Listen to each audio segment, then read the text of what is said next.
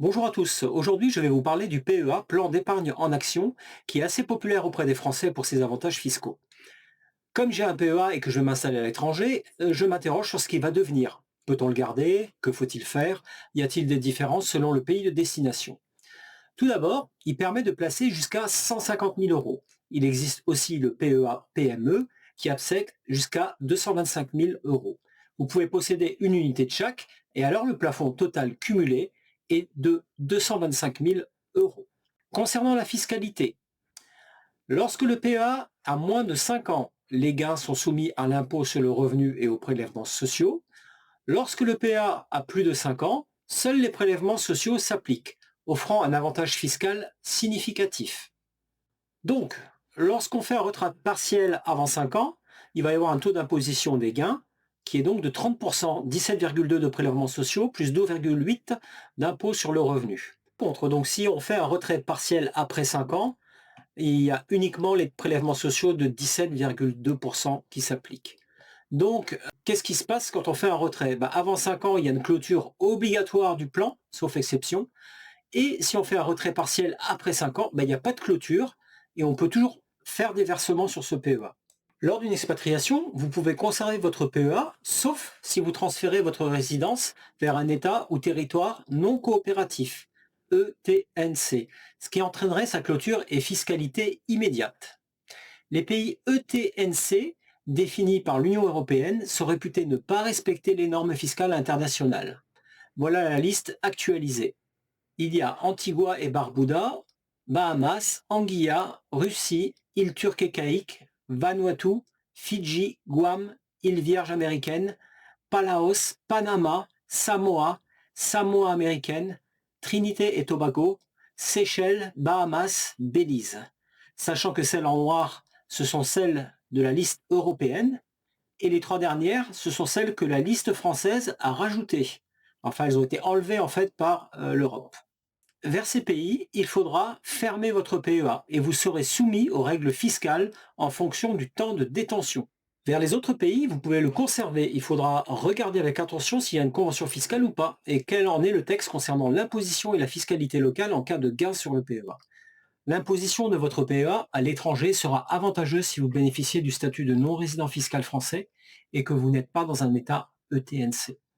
Un des avantages sera notamment l'exonération de l'impôt sur le revenu sur vos dividendes et vos plus-values, sauf en cas de clôture avant 5 ans. Idem pour les prélèvements sociaux sur vos dividendes et vos plus-values, sauf si vous restez affilié à la sécurité sociale ou dispositions spéciales de convention fiscale.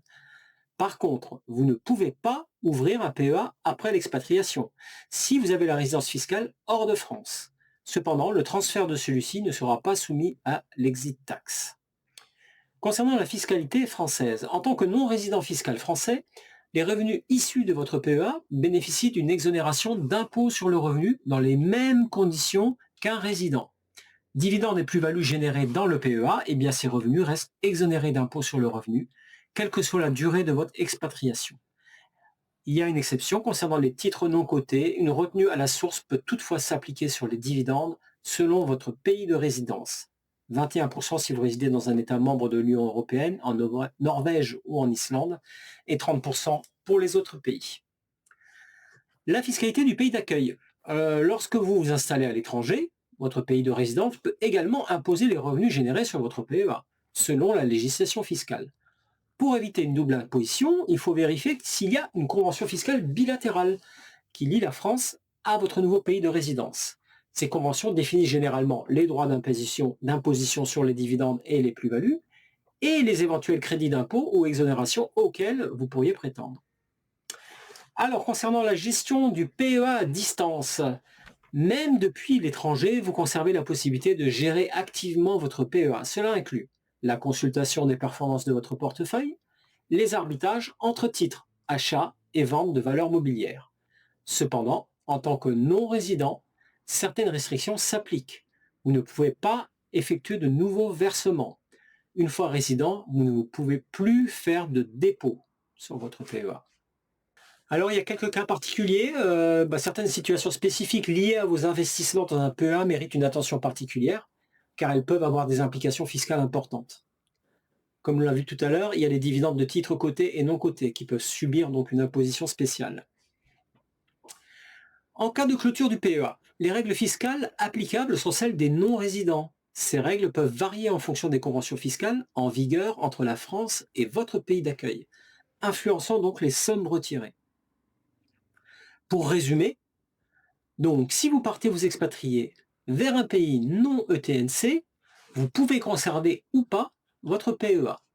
Vous ne pouvez plus l'alimenter, mais continuer à le gérer de l'étranger. Cela reste avantageux en termes de prélèvement. Il est indispensable de vérifier les spécificités d'une convention fiscale si elle existe, afin d'éviter la double imposition. Alors pour résumer, quelles sont les questions qu'on peut se poser?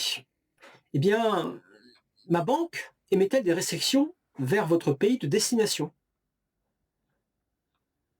Les banques françaises peuvent-elles parfois appliquer à tort les prélèvements sociaux? Faut-il leur fournir la preuve de votre non-résidence fiscale, attestation de résidence fiscale étrangère, justificatif d'adresse? Avez-vous un compte bancaire pour réceptionner les fonds dans le pays de résidence? Dans quelle monnaie et à quels frais seront réalisés les virements de fonds? Le PEA limite-t-il mes choix de placement? Mon broker propose-t-il une diversification de placement qui me convient? Faut-il transférer mon PEA vers un autre broker avant mon départ? Les évolutions et restrictions du circuit bancaire me donnent-ils confiance dans une fluidité de gestion et la disponibilité rapide des fonds à partir de l'étranger? La garde de votre portefeuille d'actions européennes reflète-t-il votre confiance dans l'économie occidentale, puisque vous vous êtes expatrié? Vais-je transmettre mon PEA? La conservation de mon PEA en tant que résident fiscal d'un pays à taxation territoriale et en l'absence de convention fiscale peut-elle déterminer un lien de revenu avec la France et entraîner la requalification de résident fiscal français? Dans le cas où je reviens m'installer à nouveau en France, la conservation de mon PEA est-elle pertinente? Si je conserve mon PEA, est-ce que je dois le transférer vers un meilleur broker avant de m'expatrier? Donc, si vous êtes dans un pays non ETNC, sans convention fiscale, avec une fiscalité territoriale avantageuse, mais je ne vois pas l'intérêt de conserver un PEA qui a plus de 5 ans, surtout si les plus-values ne sont pas taxées dans votre nouveau pays de résidence. Alors moi, je ne suis pas conseiller patrimonial ni fiscal. Les informations que je donne sont celles de 2025 et sont vraiment informatives. Comme vous l'avez compris, elles sont sujettes à évoluer fortement en ce moment, vu la situation actuelle de la France. Moi, j'ai personnellement un PEA et je vais le clôturer dès que j'aurai obtenu la résidence fiscale au Paraguay. Je placerai cet argent ailleurs. Voilà, merci de m'avoir écouté. Si cette vidéo vous a aidé, abonnez-vous, likez et posez vos questions en commentaire. Je tâcherai d'y répondre. Bonne journée!